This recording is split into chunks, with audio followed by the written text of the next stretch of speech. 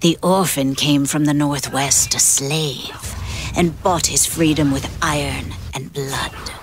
Lann's dual swords and spears left a crimson trail on his journey across the lands. His strikes seemed fueled by the gods themselves, flying with endless endurance, purchasing his life with every open gullet. Foes found him impossible to pin down, often stunned by the very blows they would try to deflect. It was as if his frenzy could not be put on hold. Even in the most dire moments, he would rise from the ashes to hack his enemies to pieces. Lann's overwhelming speed and ferocity have crushed many, and many more will fall before he is done. The Shield Maiden rode out of the south with steel and silence, and she carried with her the burdens of the world. Fiona's unassuming sword and shield belied the brutal warrior within. Her approach was measured, her defense precise, her attacks lethal. Her enemies quickly learned that a short blade could cast a broad shadow, a lesson none would get to share. It was a rare mind they faced. Her ability to read the battlefield, to counter and riposte, won her victory after victory against the deadliest creatures in the land. Indeed, it seemed none were able to penetrate her defenses. Should a foe attempt to smash through her guard, she would simply show them her long hammer and remind them of her superiority. For Fiona's was the spirit of the Sentinel, and it would not be broken. The sorceress appeared on our shores from a long-forgotten realm. Evie dazzled foes with staff and scythe, dominating the battlefield with an exotic melange of physical prowess and magical mastery. She tore enemies asunder with bolts of the arcane, or set them alight with a wave of her staff.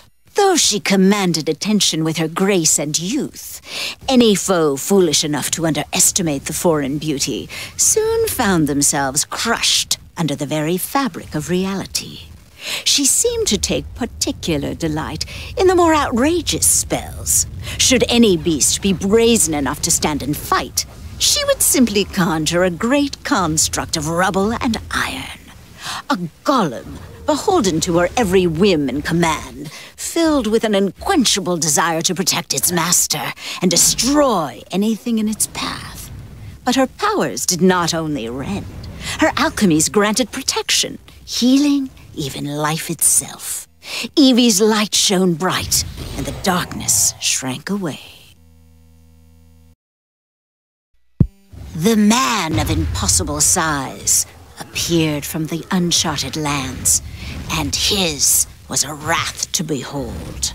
Karok trampled his foes, crushing them to paste with a ponderous pillar he tossed about like a twig.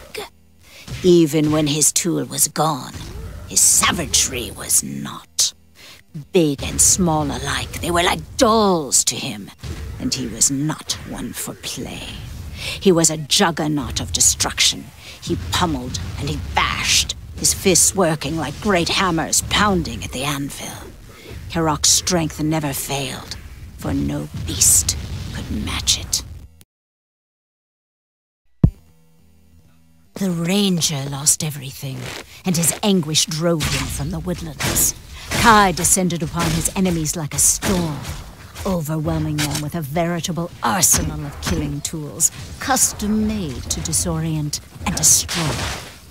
The northeastern winds had equipped him with physical conditioning beyond compare, and he surprised enemies with a martial style that never failed to impress. He was a silent executioner, a whisper from the mouth of death itself. Charges, assaults, giant monsters, or packs of beasts, no combatant seemed to break his composure. All were dispatched with cold efficiency, left to rot where they had fallen. For he was a craftsman, and killing was his masterwork. Every foe was simply a puzzle waiting for the right tool, and every tool held a lethal surprise. And when the day came that his tools were not enough, he presented the world with his most devastating invention. His crossgun showered the land in blood. tearing life away with explosive precision. But no amount of bloodshed could quell Kai's roiling heart or ease his pain.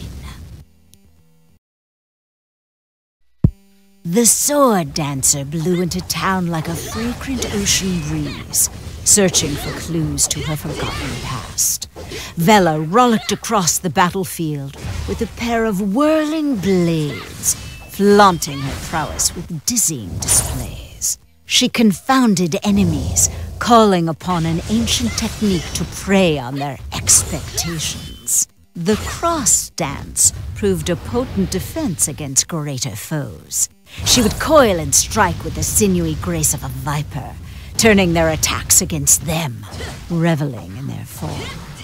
Lesser hordes fell in droves, as few could predict the direction the hurricane of blades would take, and none could stop it once it had begun. She cut, hacked, and sliced her way through the small and the large, the weak and the strong, stopping only to punctuate their last moments with one final coup de grace. She was a siren of blood, using every available advantage to score a symphony of pain. She even went so far as to craft a pair of swirling chain blades to tear apart her foes. Bella's great performance had begun, and the world would tremble. The young blacksmith forged his rage in steel and set out to find the father he had lost. Hurk cleaved through all who stood in his way with a great sword made to terrify enemies and butcher them like cattle.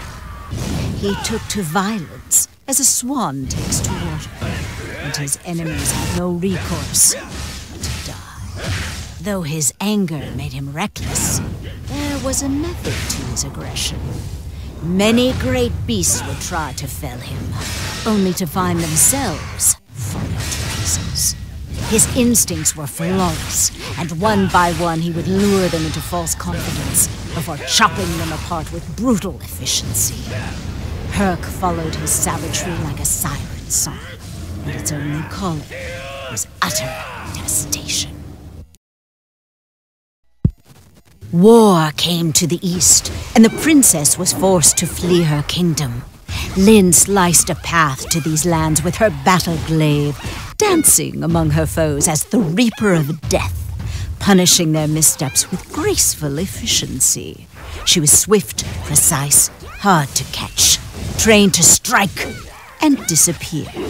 She dispatched even the most dangerous of foes with a flurry of techniques, laying traps and detonating them with an ancient killing blow. Lynn's tireless assault earned her a reputation as the whirling assassin from across the seas.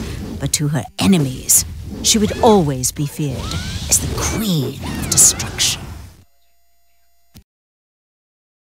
The Silver Witch appeared in a flash of lightning.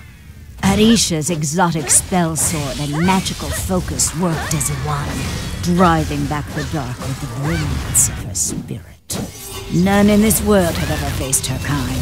She came at them with a blade wreathed in the very ether itself, calling upon the forces of the arcane to demolish her enemy. She was a blinding streak in the dark, bewildering and deadly. Even the most fearsome creatures were helpless in her presence. She held the final seconds of their lives with a delicate grip, and crushed them without a moment's remorse, for Arisha's heart was tempered in mystic flame, harder than the strongest steel.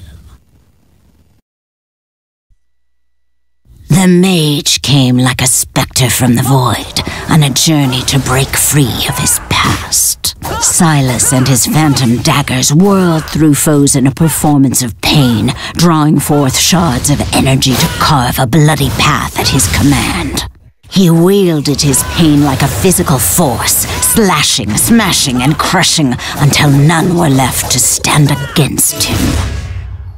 Yet for all his bravado, he proved himself a stalwart ally, shielding them with his spells to deflect and confound enemy assaults. Even the mightiest of foes were brought to their knees by his visions of the abyss, for Sylas was a wraith on the battlefield, cold, deadly, and impossible to stop. The vagrant princess glides across the battlefield, dancing between her foes in a hurricane of steel.